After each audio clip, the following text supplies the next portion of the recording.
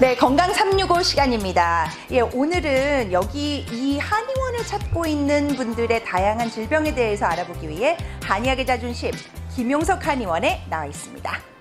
안녕하세요, 원장님. 네. 네, 한의학의 중심 김용석 원장님. 감사합니다. 네, 여기 오늘 환자분들 만나보니까 네. 정말 많은 분들이 얘기하시는 게 아우 아파 여기저기 많이 쑤셔 이런 얘기 많이 하시거든요.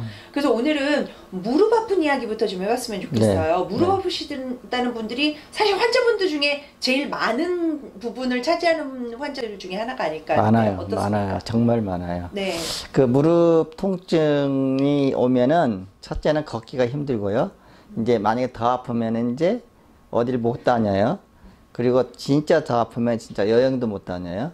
그래서 이 무릎은 내가 걸어 다니는 정말 자동차처럼 잘 이렇게 걸어 다녀야 되는데 아프면 아무 데도 못 다녀요. 그래서 무릎이 두 가지로 이제 말씀드리자면 하나는 급성이 있고 만성이 있어요. 근데 급성은 갑자기 어떻게 다쳐서 온다든지 또 아니면 넘어져서 다쳐서 왔다든지 또 아니면 더 무리해서 이렇게 왔다든지 해서 급성으로 관절에 무리가 가서 오는 거. 또 하나는 그 갑자기 뭐 산에 너무 많이 하이킹을 했다가 내려올 때 무리가 가서 또 이렇게 막 오서 무릎이 부어서 오신 분도 있고. 그래서 급성은 이제 급성 통증이 있고 급성 관절염이 있는데 급성 통증은 그냥 그 붓지 않고 아픈 거고 급성 관절염은 많이 부어요, 무릎이. 그 부어서 정말 걷지 못해요, 너무. 그래서 오늘도 많이 그런 분들이 왔다 가셨는데 급성은 빨리 치료하면 빨리 나아요. 그래서 이제 저희가 해드리는 거는 침하고 뜸이 제일 잘 낫고요. 그리고 안에 그 부었다는 거는 염증인데 염증이 그 염증 물이 생긴 거예요. 그래서 부어서 열이 나요, 만져보면. 그래서 이제 그 관절염이라고 하죠. 그래서 병원 가면은 주사기로 물을 뽑아내는데 조금 가라앉다가 또 부어요. 근데 저희가 하는 치료 방법은 뜸을 떠서 그 물이 염증물을 말리는 거예요. 그래서 재발을 안 해요. 그래서 급성 관절염은 어떤 그 급성 관절염이든 급성 통증이든 와서 침뜸을 빨리 하시라. 저는 이렇게 권해드리고 싶고, 그 다음에 이제 만성이 요즘 많으신데 특히 만성은 어르신들이 많아요. 어르신들이 특히 이제 나이 이제 젊었을 때 너무 고생 많이 해가지고 무리했는데 이게 이제 기계로 얘기하면은 녹슬은 거예요. 많이 써서. 그래서 그 관절이 전부 어떤 분은 이렇게 마모된 분도 있고 연골이 닳아진 분도 있고 또 찢어진 분도 있고 그런 퇴행이 된 거예요. 퇴행성은 보통은 수술을 하라고 그래요. 그래서 저희 환자분 한 분은 남성분, 여성분을 제가 말씀드리는데 남성분은 퇴행성으로 많이 부었어요. 관절염이. 그래서 병원에 갔더니 수술을 해라. 그 수술을 예약을 하고 이제 저희한테 왔는데 저희 병원에 와서 수술을 해보기 전에 침뜸을 안 해봤으니까 꼭 한번 해보고 싶다. 그리고 수술을 해야 되겠다. 이제 일주일 남겨놓고 오신 거예요. 사실은 침뜸 일주일 동안 계속 와서 했어요. 근데요, 신기한 게 무릎 부은 게 가라앉고 걷는 게 편해진 거예요. 근데 올 때는 정말 막 엉금엉금 기어서 왔거든요. 너무 아파서.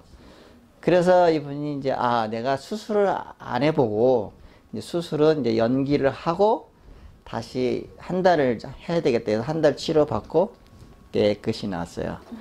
그래서 이제 수술 캔슬하고 이제 본인이 이제 잘 나았으니까 운동도 하고 이제 골프도 치고 했어요. 근데 걱정이 되는 거야. 병원에서는 수술을 한번 해야 된다고 그랬는데 수술 안 하고 내 다리가 안 나았다? 그래서 혹시나 가서 다시 한번 진료를 받으러 간 거예요. 근데 그분이 하는 말씀이 쇠처럼 강해졌다.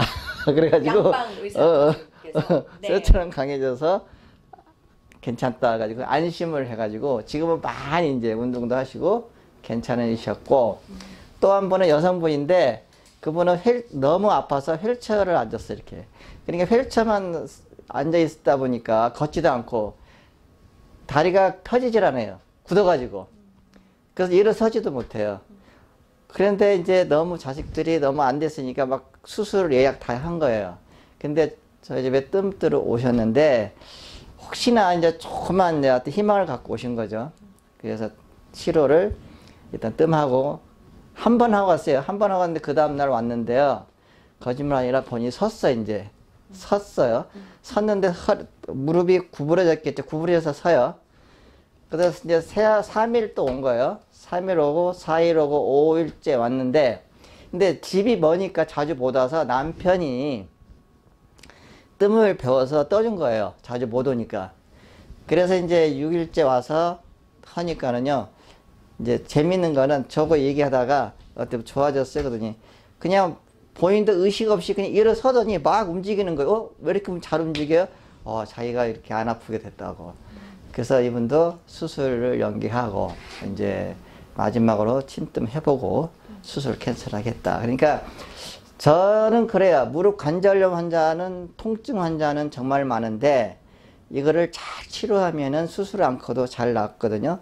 또 수술해서 좋은 분도 있지만 수술 후유증으로 고생한 분도 상당히 많아요. 회복이 안 돼서. 그렇죠. 그래서 저는 이제 수술하기 전에 와서 침뜸을 꼭 해보시라고 권해요. 그래서 해보고 그래도 늦지는 않으시니까 와서 침뜸을 해서 염증도 가라앉히고 통증도 없애주고 그 다음에 이제 부기도 가라앉혀주고 이제 그러면 좋아지면 이제 잘 걷고 그러면 수술 안 해도 되잖아요. 그래서 그러나 수술해야 할 분은 있어요. 무릎이 완전히 휘어서 정말 이렇게 변형된 분이 있어요. 이렇게 뭐 O자가 됐다든지 막 이렇게 안으로 휜 다리. 그런 분들은 하는 게 좋습니다. 예. 그리고 무릎은 제일 중요한 거는 과체중. 체중이 늘면 안 돼요. 그래서 혹시 체중이 많이 드신 분들은 무릎 관리를 위해서 체중을 꼭 줄여 주셔야 되고 그리고 무릎이 정말 많이 아프신 분들은 체중도 같이 조절하는 치료를 같이 꼭 해야 된다는 거 그걸 말씀드리고 싶어요.